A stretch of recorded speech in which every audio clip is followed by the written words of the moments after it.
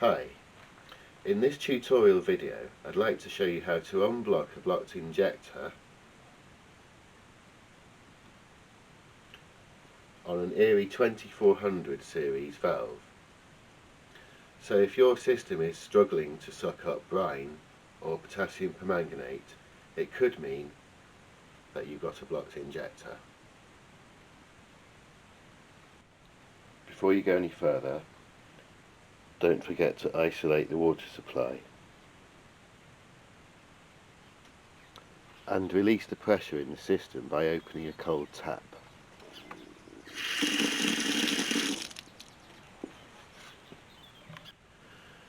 Just for the sake of the video, and to make it easier for me to show you the more relevant parts of the valve to this job,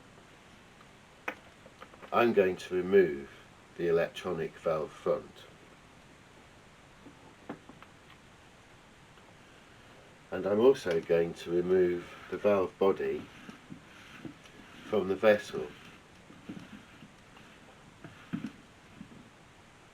But I'm very much assuming that your valve body will still be attached to the vessel and that it will still have the electronic valve front attached also.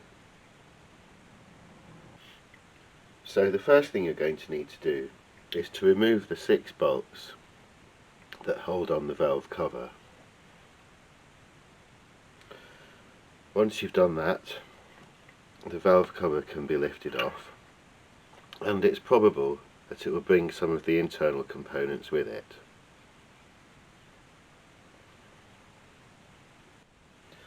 But if it doesn't, just pick them out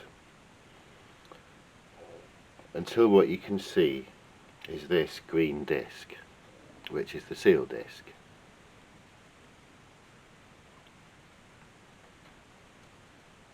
The seal disc can be lifted out easily with a pair of pliers, and now you can see the red injector here, which I'm going to remove with a pair of pliers. And as you can see, that has now brought some more components away with it. In fact, there's hardly any components left inside the valve body now.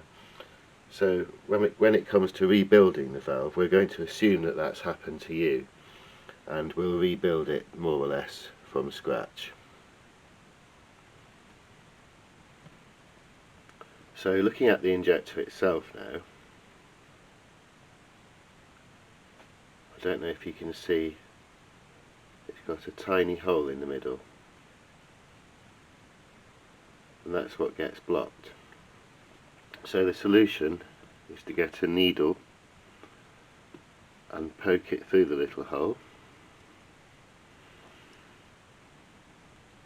You probably want to wash it under the tap as well, but the idea basically is to unblock that little hole.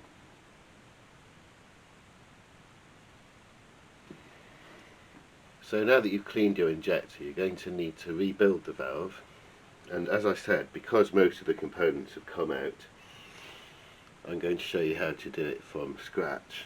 And in fact, the only things that have remained in the valve are the float valve and this little spring.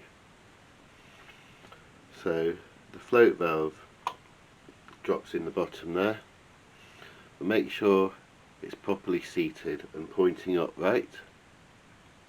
It hasn't fallen over to one side. Then the little spring just drops into the hole in the top of the float valve. Next comes the gasket, which you can see has an impression made on one side and not on the other. So it goes impression side up. You can use this keyhole shape and this keyhole shape to help you get it the right way round, and this locating lug goes over into this hole here. So put the gasket back on there. Next comes the insert plate, which has that same pattern, this time on its underside. That's actually what's made the impression in the gasket. And again, you can use these keyhole shapes to help you get it the right way round. It shares the same locating lug, and it also has this spike on the bottom of it, which has to press down into the hole in the top of the float valve. And I find it useful to use a pair of pliers when I'm lowering the insert plate into position, because that helps me not to push the float valve out of position. So just give that a press down.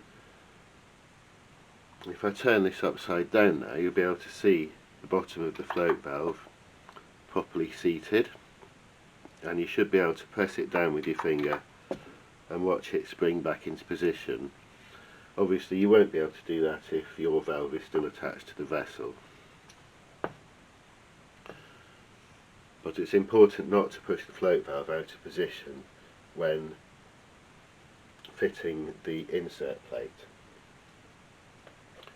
So next comes the injector, which goes in this hole,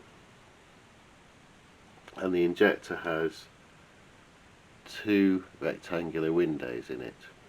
One of these windows needs to be pointing out 90 degrees from the side of the valve, in fact towards this port in the side of the inlet port. So with one of the rectangular windows pointing out, push the injector down as far as it will go. Then comes the seal disc, and there's a new locating lug now here, so find the little indent on the underneath of the seal disc, line that up with the locating lug and just press that down.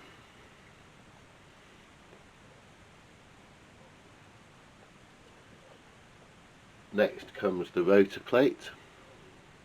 That obviously goes smooth side down,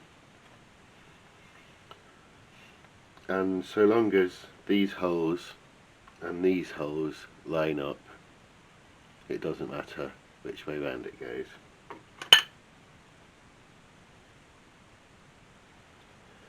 Then comes the rotor cam, which has this sort of figure 8 channel on its underside, and inside that channel is a seal, a rubber seal, so just make sure that's still in place.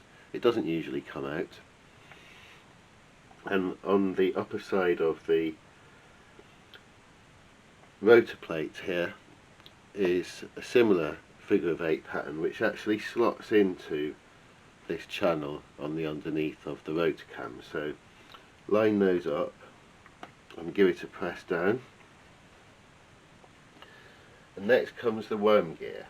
Now the worm gear has these two arrows on its upper side, and one of these arrows needs to line up with the second tooth on the worm drive shaft. Now it's all one tooth really because it's a spiral, but if we can imagine for now that that represents the second tooth on the worm drive shaft, the worm gear has to drop into place so that one of those arrows is pointing to that second tooth.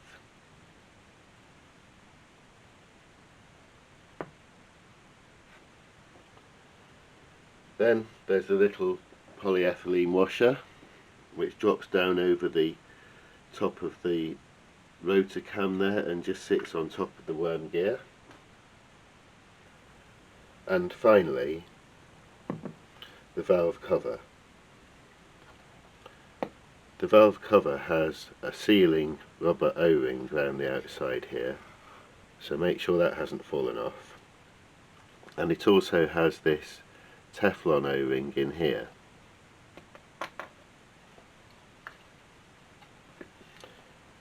Sometimes you might find that the Teflon O-ring has remained in place here on the rotor can, but as long as it's in place here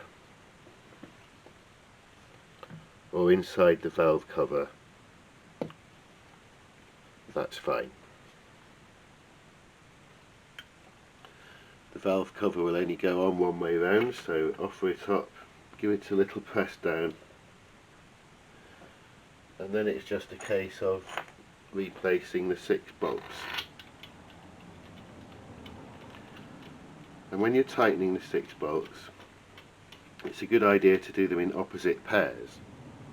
So for instance, you might tighten these 2 first, then go on to these 2, then go on to these 2, and then repeat that pattern until they're all tight.